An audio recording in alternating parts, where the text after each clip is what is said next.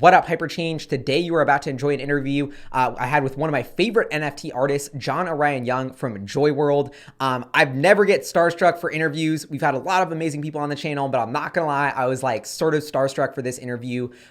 Joy is like my favorite NFT artist. Been following for a little over a year. I got a bunch of his Joy toys. I'm just fascinated by this space, by these new digital creators, and this episode is an amazing behind the scenes look at one of the most inspiring, awesome people in the NFT space. I kind of want to just make this intro to say, like, this is an extreme, everyone's buying NFTs, everyone's buying this art. I'm not a financial advisor, not financial advice. I'm not trying to tell you to buy his NFTs. That's totally unrelated from us just talking to him about the art, the culture, and just this incredibly exciting, innovative, blossoming space that is non-fungible tokens and art on the digital universe and the metaverse. I know my audio on the interview isn't perfect, which honestly is like killing me, and I hate myself for it. But you live and learn. Anyway, we're gonna make it better. But please enjoy this interview, and make sure to be careful if you're playing in the world of NFTs, because you're buying really digital rare art. This isn't like investing in a stock, so please keep that in mind.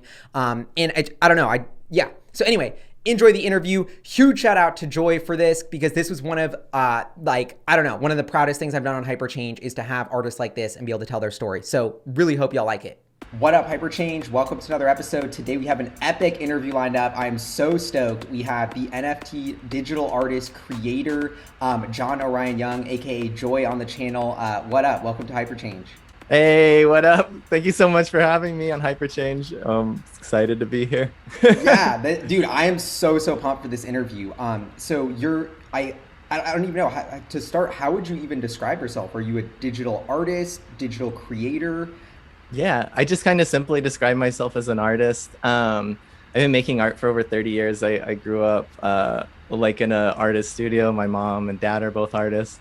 So it's kind of evolved into what it is. I like have a little thing written down that I like to look at all the time that just says like, what is art anyways? So like Joys and JOYWORLD kind of like verge on like games almost, but kind of not. Like it's always kind of just playing up against like, kind of trying to say like my piece in the art history where we're at. So yeah, I just kind of consider myself an artist and trying to speak and communicate within the conversation of where we are now.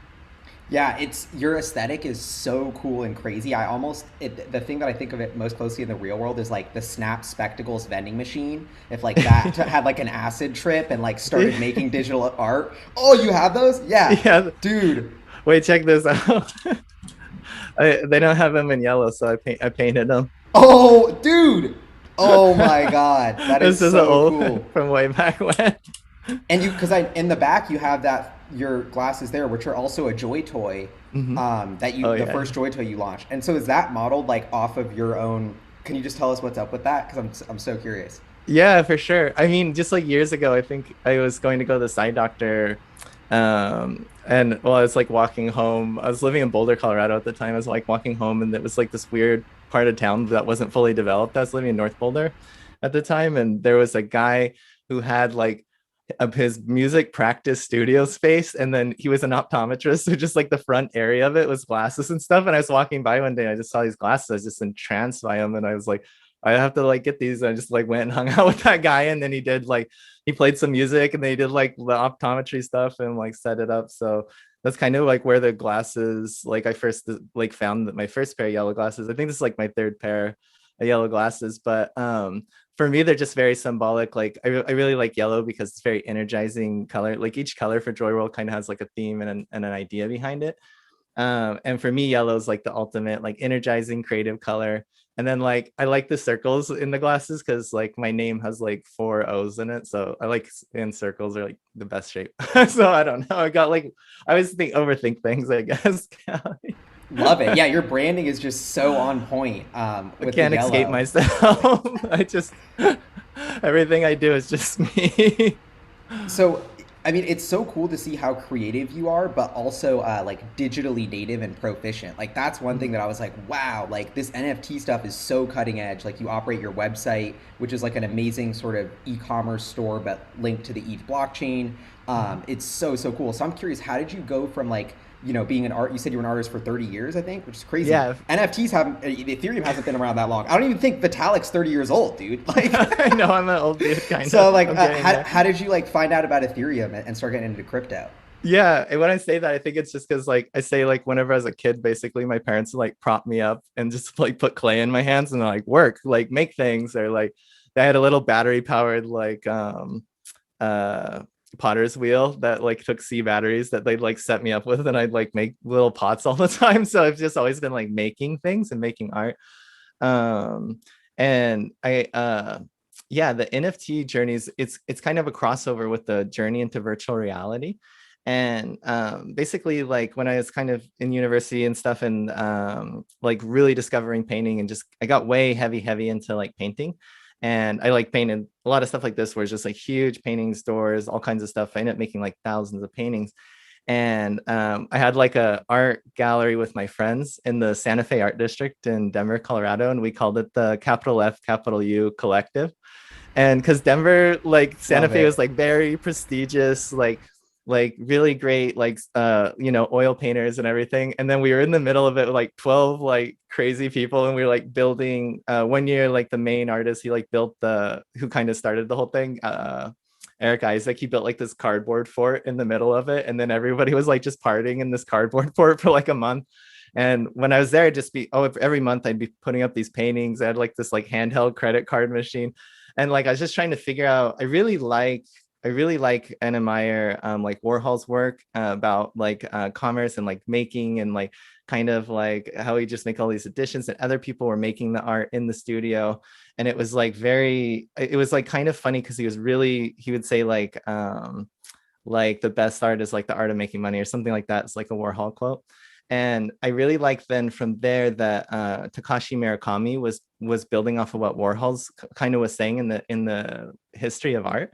And that was kind of like, yeah, commerce is kind of funny. And then he mixed it into kind of like complex con culture and all those kind of things. And Murakami, did a lot of that stuff. And he would be like selling pieces of bubble gum, and the bubble gum is almost as cherished, as much as like the little sculpture he makes, or maybe just makes a toy. But then he maybe makes this giant $1 million painting, and to him, it's all art. It's all, on this level. And so I've always like been very fascinated by those. And it kind of was this merging of wanting to just make more stuff, but kind of getting tired of just making stuff without like having to then try and like sell it or store it and having all these things. And I really just wanted to make everything with nothing. But I've never really liked working in C4D or these like very just like two-dimensional feeling 3D programs. And I was on YouTube and I saw somebody sculpting like a giant red spider. And they were like in the original Oculus, and they were like laid back in their chair at their desk, and they're just going like this. And the spider was just like forming before him, like almost like a dream being, materialized in front of him. And I was like, I have to do that. I have to do that. And so I just kind of dropped everything and figured out how to build like a VR computer, and got into Tilt Brush, and I was making stuff in there. And when I was making stuff in Tilt Brush, I remember one day, Tilt Brush, you have to like be brush stroke by brush stroke, and you're painting like a 2D thing, like brush strokes in 3 dimensions. And I remember one day like painting like grass like on the side of this like hill, like this giant smiley head. And I was like, someday like people could like own this grass and like own like the whole world and kind of control it and like take it over. And about that same time, I had discovered like CryptoKitties, and I always felt like there was something very interesting in the idea of like actual digital ownership through like Bitcoin and Ethereum.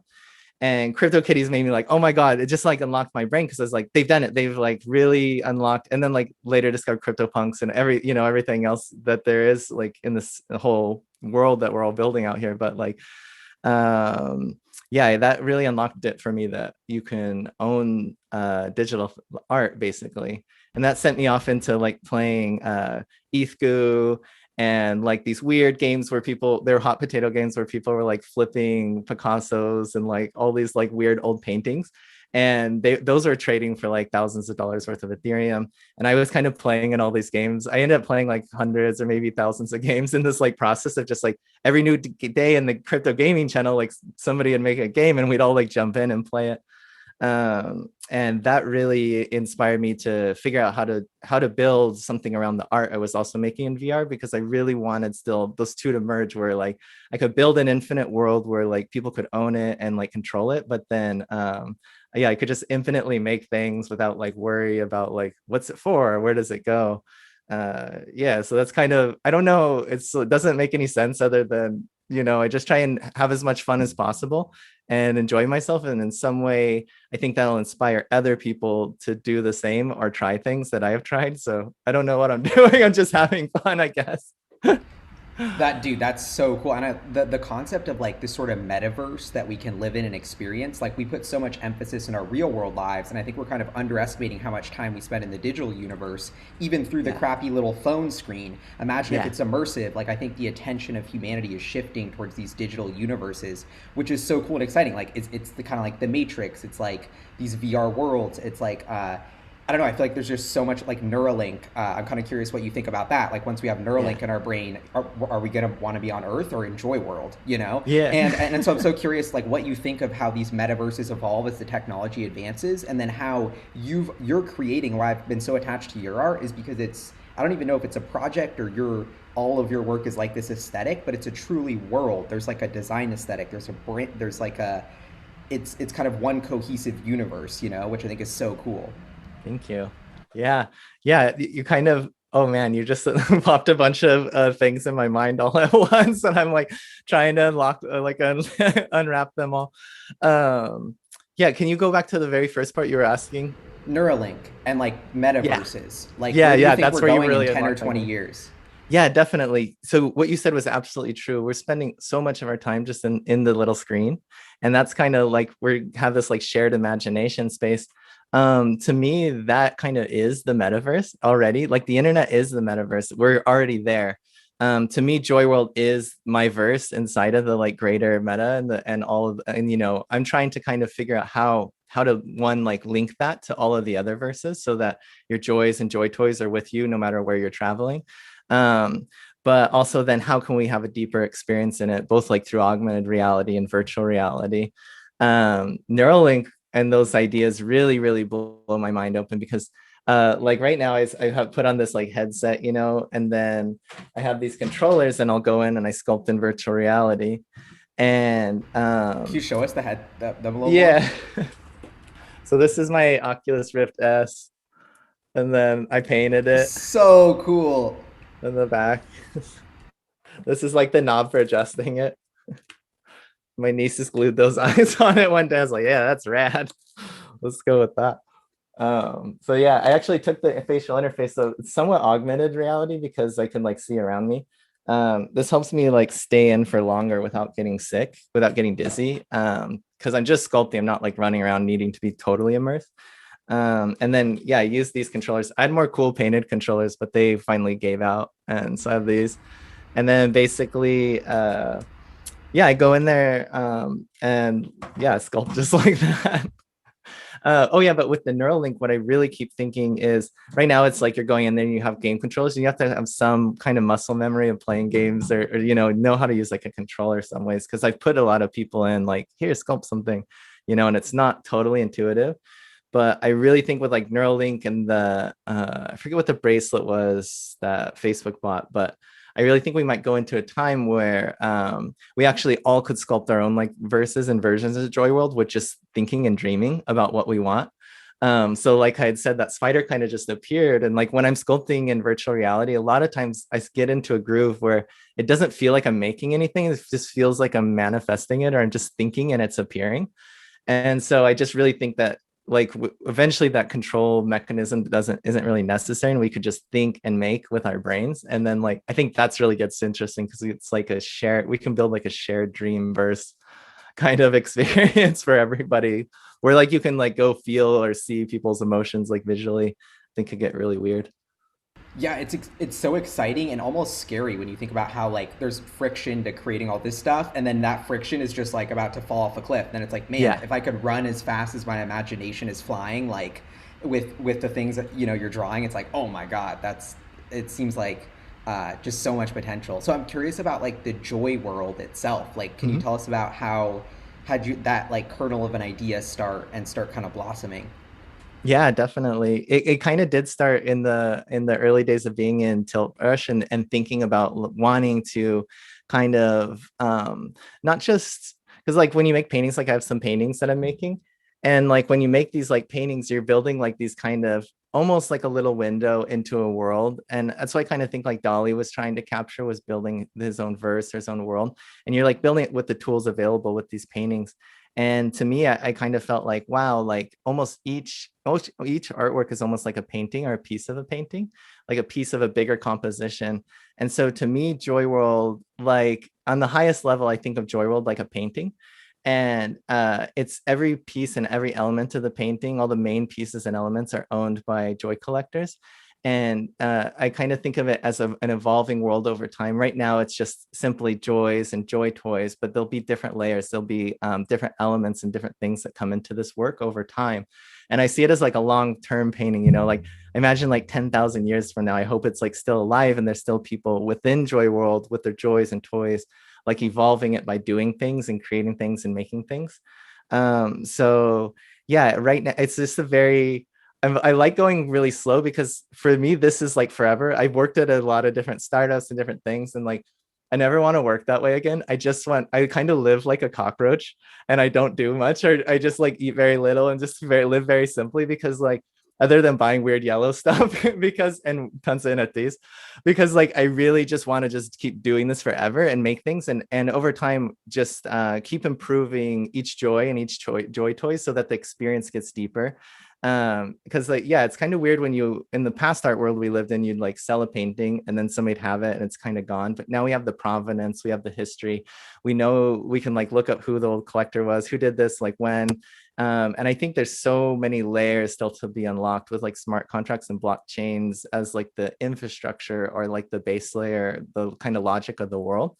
Yeah, so right now it's very simple. Like at first I had a disclosure on the website that just said you're just buying pngs on the internet, like please have zero expectations, because joy world is like within us. Joy worlds are, you know, shared imagination right now, and then like as they improve it, as things get better, I think it could become amazing. But you know, I'm like a human being, so we're limited by that, so we're limited by yeah, that speed at which I can go.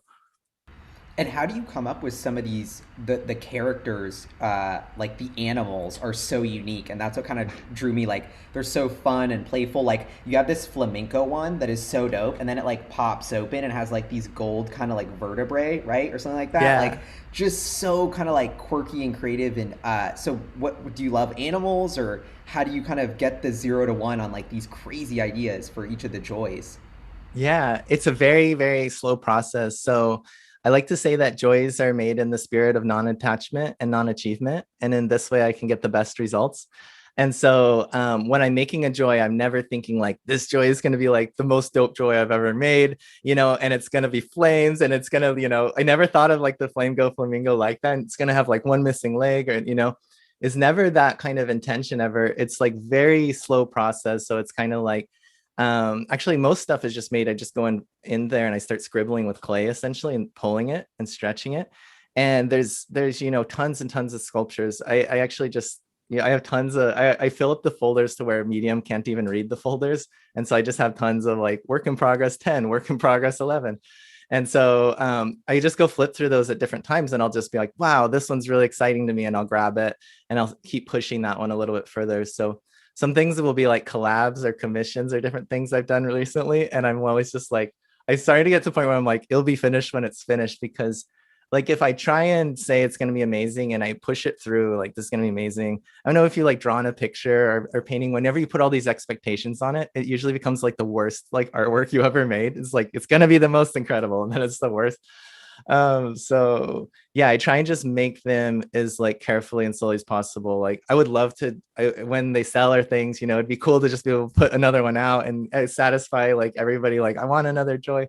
It's been a month since Franny came out, but like I can't just rush it. I want it to be a really awesome unique experience, because each joy is 101, and each joy collector is a unique human being, you know, just like me. So I want every experience to be good and the exchanges to be good. I don't want, yeah, I don't want to FOMO people into Joy World or freak people out to get into Joy World. So I'm trying to like grow it slowly and carefully and just make it as fun for everyone as possible over time.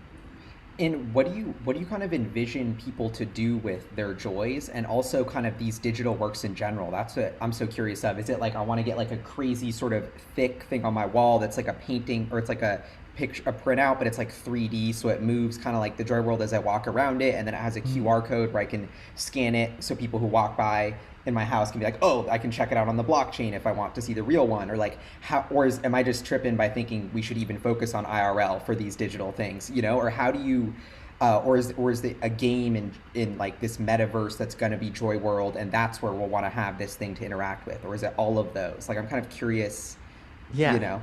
I think it's most of those. So like what I always tell joy collectors is that I'll never sell derivatives or versions of a joy.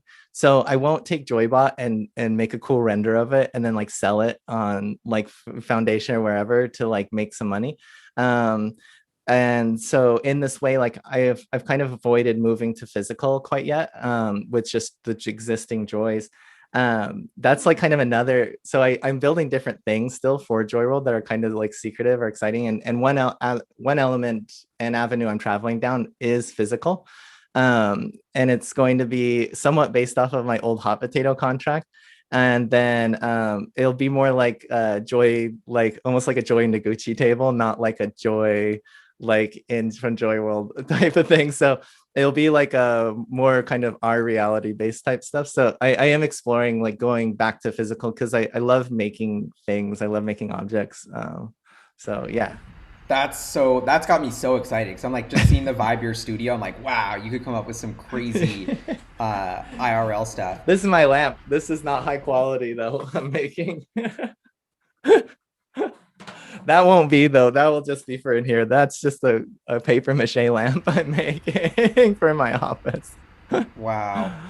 And so right now you have the Joys and the Joy Toys. So for people who like haven't heard of you or don't know what that kind of is, can you break down? You mentioned the Joys are like these one of one pieces, and then I've Yeah. actually got a bunch of the Joy Toys. Yeah, you're joy Because I think collector. I honestly couldn't afford. I wanted the Joy, and then I looked into it, and I was like, dude, the cheapest one is like on OpenSea for like 80 something thousand. Like I just could, it was just out of my budget, and I was like, It got dang, like crazy. it got crazy, but like I love the Joy toys because I could actually get them and they were like kind of cool and collectible. So yeah, so what's the kind of story behind each of those? Yeah.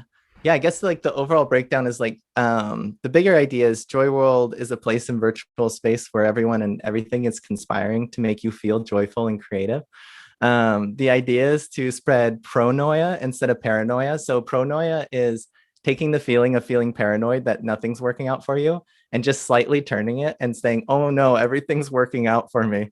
And so like I want Joyworld to like have that weird twisting feeling where it's almost like, oh no, everything's gonna go really great. And so within that world and that concept and idea are joys, and joys are beings from Joy World. Each joy is a one of one original, and it's traded on the Ethereum blockchain. Each joy has a magic power, and the magic is something that you inherit by carrying the joy with you. And so like each joy's mission kind of is to inspire you to feel joyful and creative. So they're like by carrying it, you're kind of getting that magic.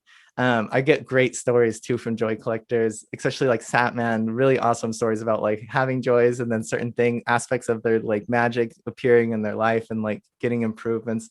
So I really love what joys have done.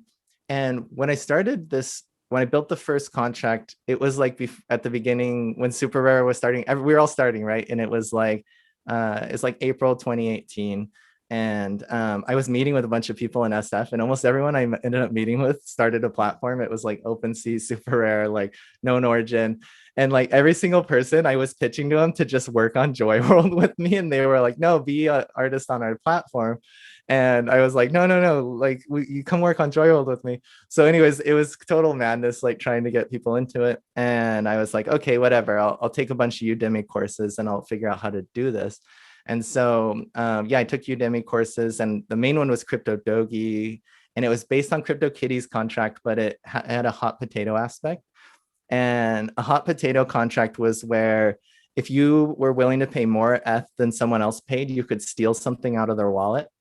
So essentially, like you could steal someone's joy if you paid more Ethereum than they paid for it. And so like basically I would put up a joy for 0.001 ETH. At the time was about $1. And then somebody could steal that from the first person who bought it, and it was done inside the contract. So the contract would essentially just, you would buy it, the contract would raise the price by a percentage, at first like 50%, and then it would kind of lower it once the price got too high. And yeah, so basically somebody would come in and steal that for like 0.002, and then somebody would steal it for 0.004.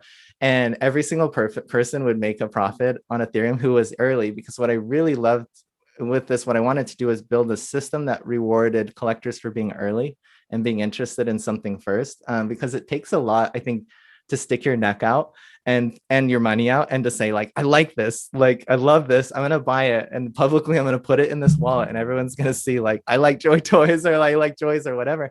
I feel like that's a big emotional like thing to take on for a person. So yeah, I like the idea of also it like rewarded people for just being interested. And on that first contract, 82 joys ended up trading like 1,400 and like 17 times or something. It was like crazy. I think it might be the most like a body of artwork's just been traded, because it was just like built, the trading was built in like as a mechanism in some ways. But a lot of people said like getting your joy stolen was like getting your car keyed, and then the insurance paying more than it costs to repair the car. So I think Caleb K said that, and I love that. But I was like, wow, this is so fun. But a lot of people really wanted to own their joys, and that's when I froze the contract. Berserk used his the dropping of his album, of a single, to freeze JOYWORLD.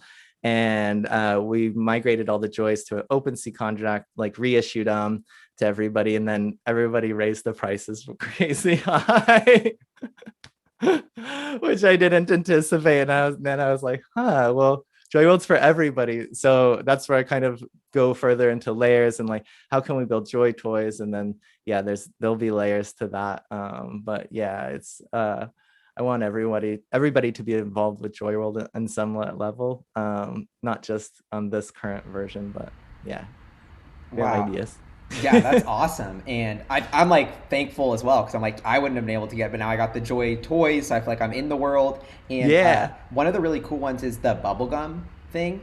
And when I saw there's this video on your YouTube, major props to you, your YouTube channel. I feel like is an undiscovered gem. I'll put a link below, but people can. That's what also drew me in, like the worlds you see in these little videos you create with the wildest songs ever. Like just like, whoa, what is going on here? Thanks. And then, I make those in my hot studio right here. dude, okay, that is epic. Wow. Make them on my iPad. Dude, Dropping okay. fire beats. Dude, fire beats. And and they're so joy worldy. So it makes sense that I love hearing when those kind of stories of like it's so like vertical integration, like Yeah, you're doing it yeah. all, like that makes it that like such a unique fingerprint. Yeah. Um For okay, sure. so the Thank bubble you. gum. How do Yeah. it goes, there's this video goes and then the bubble is like, and so I'm like, okay, like am I gonna like be able to what you know what I mean? Like is there a game where that's like an item, or like is this just like a way to just kind of show you the crazy ideas of what that bubblegum is? Yeah. So like bubblegum Borg, yeah, it's a couple of different things. I love the way you describe both of them, because it is both those things. It's like conceptually, it's like showing kind of the birth of the bubblegum Borg bubblegum balls. So basically, bubblegum Borg bubblegum is a tool that it's like a communication device, like a phone or anything like that, but you chew on it, and when you chew on it, your brain locks in with all of the other collectors who own bubblegum Borg bubblegum, and also with bubblegum Borg. So I do imagine, I play with the ideas of like, yeah, as we build a virtual world, like how will you experience it? And that video is kind of to show its origin. So joys, some joys can make joy toys, and it's built into the contract. And the way it works is the contract actually, whenever a bubblegum Borg bubblegum sells, the contract actually looks up which joy is the collaborator on that contract, and then it pays the owner of that joy 50% of the sale at the point of sale. So whenever Joy is involved with collaborating with me or with other artists to make a Joy toy, we also speak with their collector and then decide on the edition size and the pricing of it. Because I think that collectors have a very unique and interesting perspective of the market. And as I've talked to a lot of collectors, I see different ranges. Like some come from like sneaker culture and are interested in like how to flip toys or different things like that.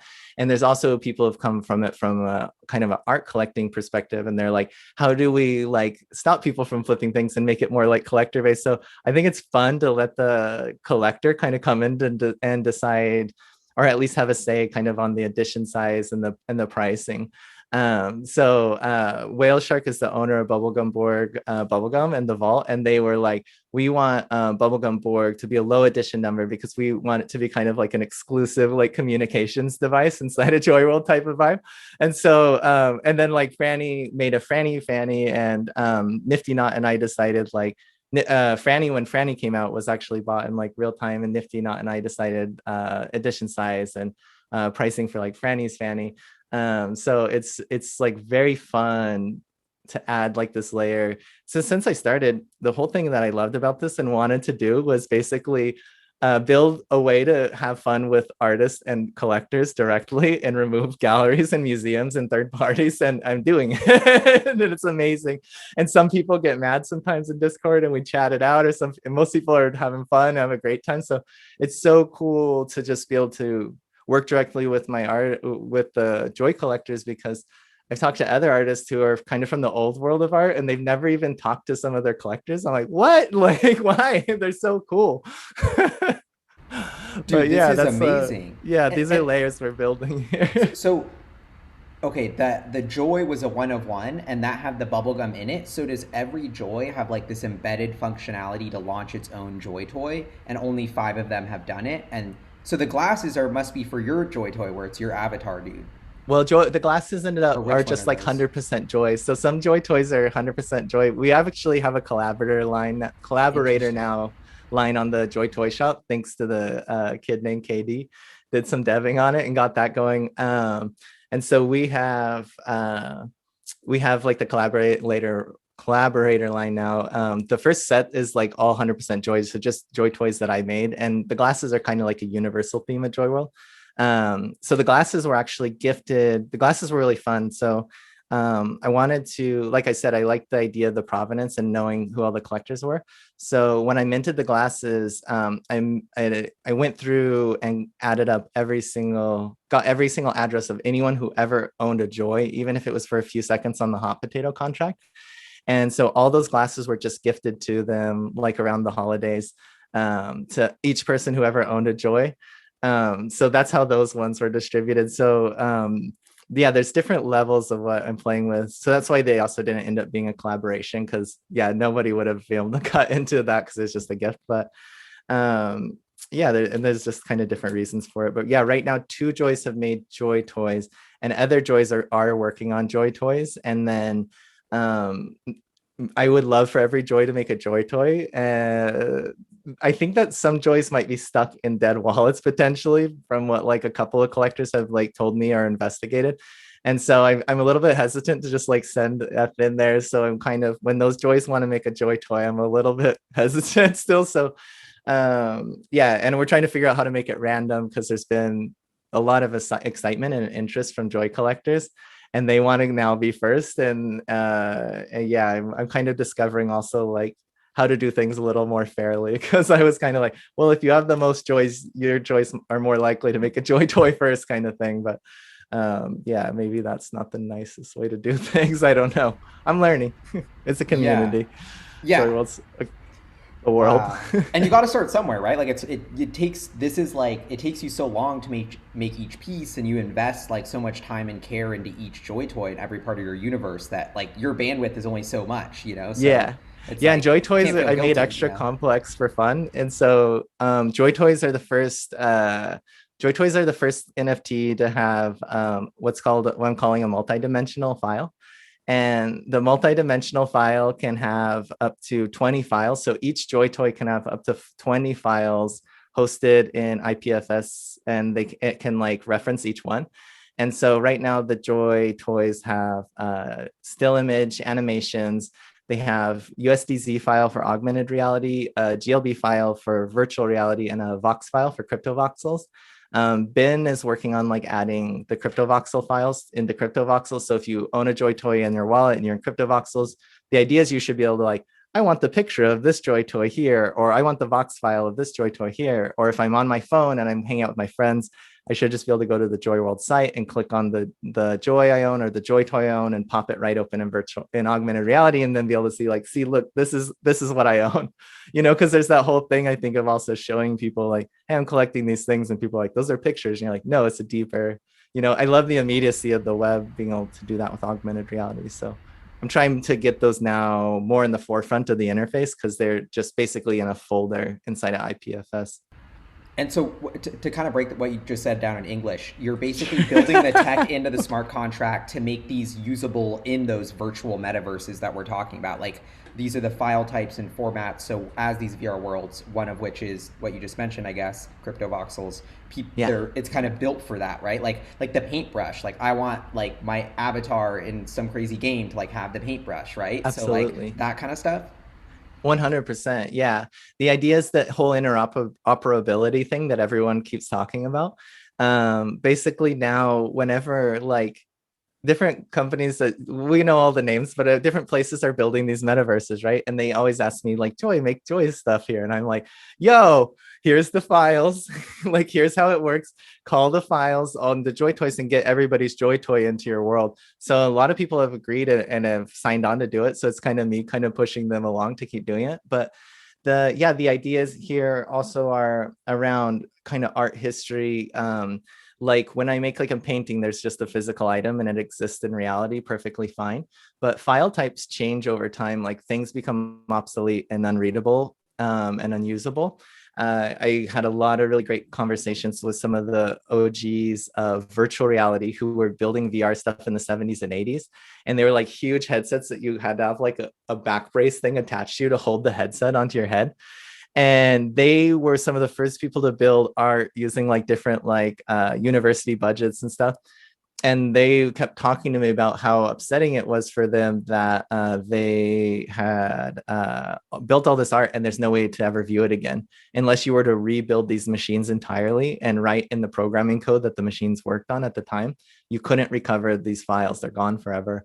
And I think that's true of a lot of digital stuff. And so the idea is like building more robust kind of NFTs that are like a folder of files that can be updated over time. And then also with it, keeping all the history, trying to preserve the history when the files are updated.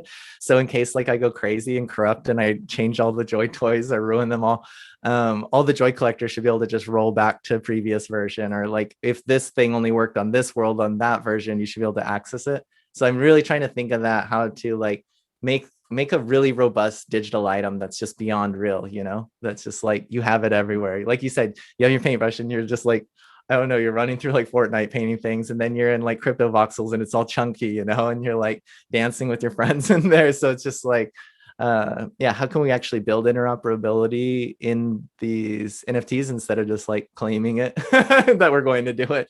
I've just got to try it and see what happens. Dude, it's so impressive to hear like how amazing your art is. I feel like the technical robustness on the back end or your thoughtfulness there is on like I didn't realize or even appreciate or think about it at all. Like you just wouldn't think of that but it's so cool to hear how you think through, all these different layers to kind of go the extra mile for your collectors and be like, how can they get the most use out of it? And I'm curious about the paintbrush because that's like my favorite Joy toy that I have the most of. And the alpha chromatic flat brush. Yeah, because I mean I love color and I feel like in some ways it's really symbolic to like what NFTs are and what you are. Like you paint with the brush and like you're creating these worlds, so it almost feels like this creator tool and like this splash of color, this splash of joy on anything. And like, so I don't know, I kind of love it, but I'm just curious, almost selfishly, just like what is the story behind the paintbrush and like kind of why'd you create it? Yeah, absolutely. That's why to me, I kind of just made the first three Joy toys like as exactly like what I wanted, what I was kind of imagining. So it kind of comes from a lot of different things. I mean, painting for me is the moment at which like I was like, okay, so basically after school, after I got out of high school, I was like, didn't want to be an artist because my parents were artists, and I was like, this is madness. And I really wanted to work in Apple's machine shop inside of their at Apple headquarters in Cupertino or whatever. So I went and studied tons of machine shop technology, and I basically became like a top level tool maker over like the course of like 2 years. And a tool maker, what I wanted to do was be the person who designed the jigs and things that hold like MacBooks when they're building prototypes. And it's a very specialized, weird niche thing. And in America, I think there's only like 100 tool makers, tool and die makers. Like in Asia, there's thousands of a tool and die makers. It's very common, but it's very rare here to be a tool and die maker and to be good at it. And so I became very obsessed. I spent all these years, like I was just spending beyond what I was supposed to spend. I just like would find ways to get in the machine shop, and I was running like CNC machines and all these things. And one day I was at my parents' house. I just randomly picked up a board and like this flat brush that my dad had in his studio, and I painted this fish I called the gloomfish. And it like I just like kind of quit everything I was doing, and I was like, I'm going back to making art. Just forget it. I'll just figure out how to do art because this is like who I am. This is what I should be doing. So for me, the brush is very symbolic. It starts with like the glasses, because I always think of like the eyes and are like window to the world and like seeing each other, and like that's the thing that kind of makes everything appear and be real. And then it goes to the pencil, because the pencil to me is the best creative tool. Like if I could do everything with a pencil, that's what I would do. So that's why I use virtual reality, is not because it's technical or interesting, is because it's way easier than using C4D to like get what you want. So for me, the pencil is the ultimate creative tool, because you can make something and then you can destroy something with it. So you can make an idea and destroy an idea, you can erase it. And so it's going in a circle, because it's the ultimate creativity, because it's constantly creating, it's perpetual creativity, and it's perpetual destruction. So that's why it's kind of the second tool, is like the ultimate tool in JOYWORLD. And I made a huge addition because I want as many people to have a joy toy if they want one, or they want, I'm trying to think of, and there'll be more ways to get more people joy toys and things. Even people who don't have resources to get involved in JOYWORLD, I want to get them in. But yeah, so then we move on to the brush, and the alpha chromatic brush is, of course, I love colors. Yellow's the best, red, blue, and then all the rest. So the brush has like all the primaries, secondaries. It has gold, it has silver, so it has different metallics, and then it also has an alpha channel, so it can just basically erase existence or just like remove a boundary or border. So like the idea is the brush will be like the ultimate. You just like think of what you want, or what color, what thing you want, and like you'll be able to like make it or create it in JOYWORLD. Yeah, because long-term JOYWORLD, yeah, I imagine years and years from now, when VR is really good and usable, JOYWORLD being a world where you'll be able to like play with all these things in the best format possible. And then like you'll be able to take them to the other worlds, and we'll do our best to make them work everywhere else. But like definitely over time, I have so many ideas for what each toy does. Like right now we are trading pictures on the blockchain, but we get deeper and deeper on the trip to JOYWORLD every day. Love it. And can you just expand on that vision a little bit? Like what gets you pumped as a creator about, what's around the corner for JOYWORLD and, what's next? Yeah, I think that like if I think of the world in terms of like an actual virtual space, I think what pumps me up and gets me really interested is that current like virtual spaces are built on the very depressing models of our reality now, like of Earth's reality, where it's like people buying everything up, and then forcing everybody to rent things to make things interesting or cool. So JOYWORLD won't have a model like that. It will be purely based on like creativity, and rewards based on like creativity and time and energy put into actually improving the world or making things more fun and better. So there's a lot I want to go into. I used to just write every idea I had in Discord. I used to just be like, what do you want to know? Yeah, these are all my ideas. And then like a week later, people were like, where are those ideas? Why haven't you built it yet? And I was like, oh no. So yeah, I just try and be a little bit light on what I'm building. But yeah, it's just something I work a little bit on every day. And beam by beam, the bag gets full. It's so exciting to see also the underlying model of like royalty percentages built into these items, like you having the power to go direct to consumer sort of without a middleman. Like, and that's what kind of excited me so much about like buying these joys and kind of supporting is like you're investing in you and your ability to kind of keep building this universe and Mm. like keep expanding it. And it feels like just we're scratching the surface on, to me, such a brighter era where artists get paid a fair shake and where the entire dynamic switches from the artist having no leverage and no power to all the power and all Yeah. the ownership of their art. And that is so amazing and beautiful, and I think will inspire more people to be artists.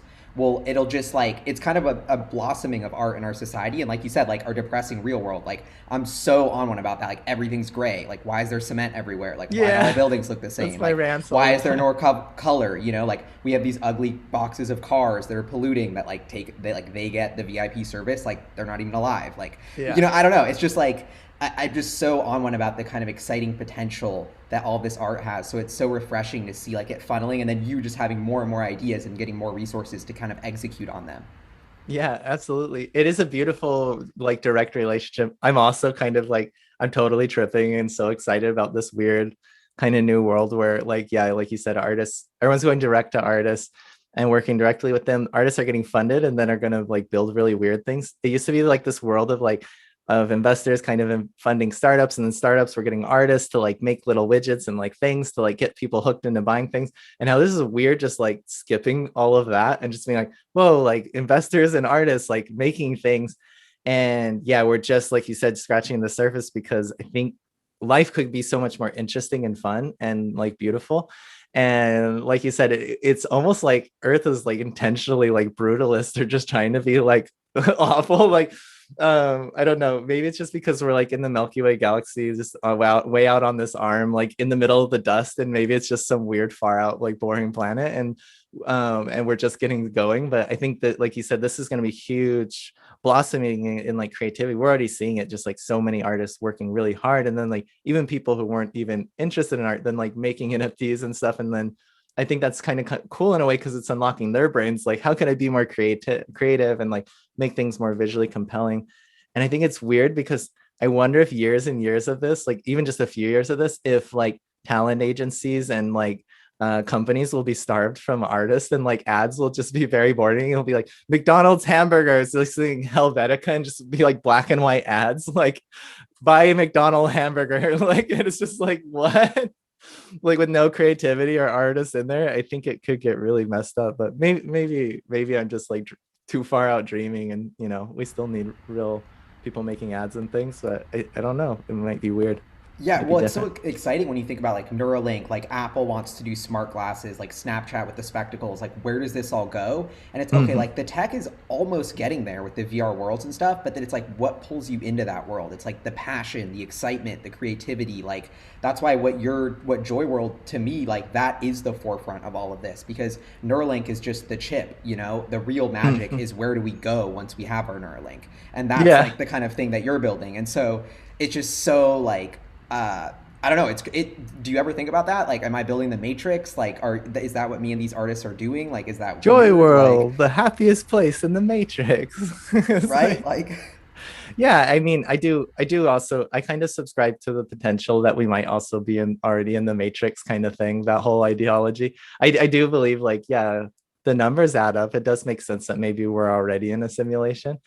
When I think of that, I think, yeah, this is probably a faith-based simulation where you get what you think about, whether you like it or not. You are what you eat. You become the things, the people that you spend time around. So like this, like maybe in this reality, it is all based on like thinking and manifesting and pushing yourself in ways in this world, like through thought or energy. And so I think maybe there's some versions of that to bring into Joy World. I do think like I like to go outside a lot. People are like, what do you like to do? I'm like, I like to go to the park. Like, I like to go to the hardware store and look at like materials, because I'm like, there's so much potential here. So it's like, I think that we're already, if this is a simulation, it's really freaking rad. And like, we should spend a little more time out in it, and out in the forest and stuff, because it's so detailed and incredible. I wish Joy World could even be like a tenth of the level of detail or incredibleness of like current reality. At least it's like more bright and fun and playful. But the detail level here is incredible in the simulation. Yeah, what you said about like sort of manifesting is so inspiring just to see your journey in like this world you created, like even down to your aesthetic. Like you have the like you're wearing the glasses that are the and they're behind like it's just so it's so kind of inspiring to see you build that world. So I'm really pumped. I feel like so honored to have you on the podcast, honestly. This was like such a blast for me. Like I cannot wait to just see you evolve and kind of just follow Joy World into the future. Yeah, absolutely. If you have anything else, like maybe like your website, joy.world, I'll put a link so people can just check all this stuff out, Yeah, and your YouTube absolutely. channel. Or is there anything else you want to tell us that we should be on the lookout for? Yeah, I'll definitely check out joy.world, join the Discord and have like opinions and stuff about my art and what I'm doing, and we'll have fun in there. And yeah, I just want to say thank you so much, Gally, for having me on the show. I'm like so excited to be here, and yeah, it's such an honor. And yeah, I just want to say thank you to you becoming a joy collector and collecting joy toys. It's such an honor to have you as a joy collector. I want to thank everyone else for being joy collectors and for, you know, being a part of Joy World and believing in my art, because like, yeah, there's going to be more and more artists and everything in the space, but it's just so fun that we have this like core group of friends that are joy collectors and joylings, and that we get to hang out together and kind of, yeah, avoid like the noise and just, you know, play with joys. So yeah, I just want to say thanks everybody, and I love you all and I appreciate you all so much. Awesome. Sending love, signing off. Peace out.